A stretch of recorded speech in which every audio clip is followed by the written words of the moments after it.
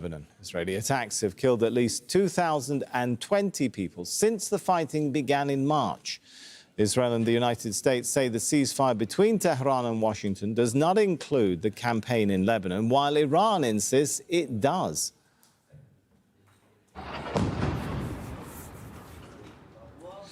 The latest Israeli strikes have killed at least 10 people in southern Lebanon. Residential areas in the Nabatea district have been hit as attacks spread across several towns. Health officials say homes, infrastructure and civilian facilities have been heavily damaged.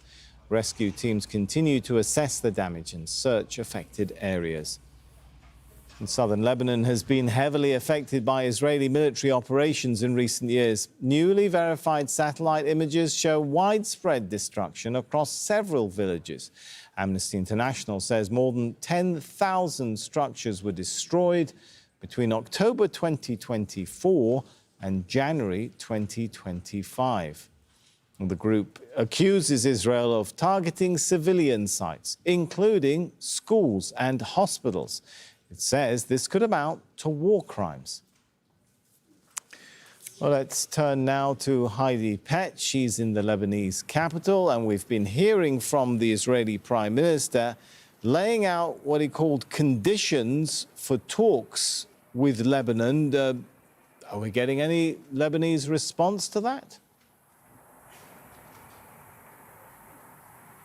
There hasn't been anything specific from the Lebanese government today. We haven't heard from the Speaker of Parliament, Nabih Berri, who is the most senior Shia political leader here in Lebanon, but he has long maintained that Lebanon should not negotiate under fire. That is, that there should not be any real talks until there is a ceasefire here in Lebanon. In terms of the president, nothing official from his office today. The Prime Minister, Nawaf Salam, who was actually scheduled to visit the US next week, has now postponed that visit. And he has cited the security situation here inside Lebanon as his reason for postponing that. There have been protests on the ground here in Beirut, and in fact, for the last couple of days, against the idea of Lebanon engaging in those direct talks with Israel.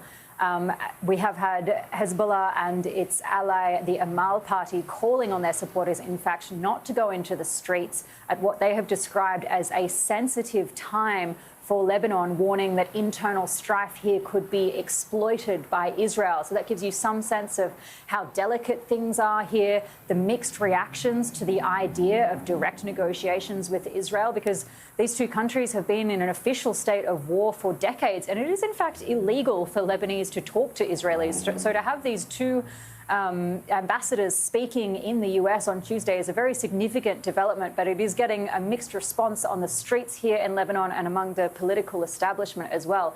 Hezbollah has long maintained that that would be inappropriate, and again sticking with this idea that there shouldn't be negotiations until there's a ceasefire. And Heidi, there are reports of Israeli occupation forces carrying out demolitions. What can you tell us about that? Yes, this is unfortunately a long-standing policy of the Israeli military here in Lebanon. Today there were demolitions of houses in the town of Naura, that is down by the coast in South Lebanon, quite close to the Israeli border. It's in fact the town where the UN peacekeepers are headquartered. They had all of the cameras at their base disabled by the Israeli military last week. But this demolition of houses, it is ongoing in many towns and villages close to the Israeli border. Israeli military leaders, in fact, said that they were pursuing a policy similar to Rafah and Khan Yunis, referencing the complete destruction that was visited on those towns in Gaza during the Israeli operations there.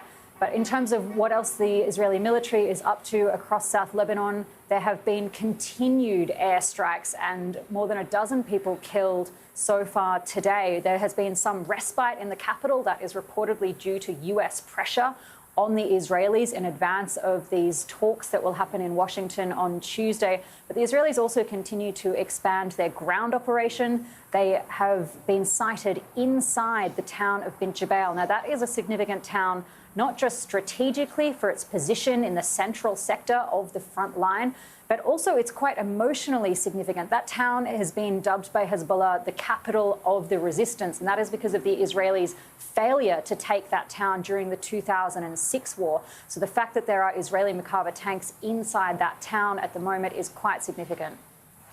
And we'll leave it there. Heidi Pett joining us from Beirut in Lebanon.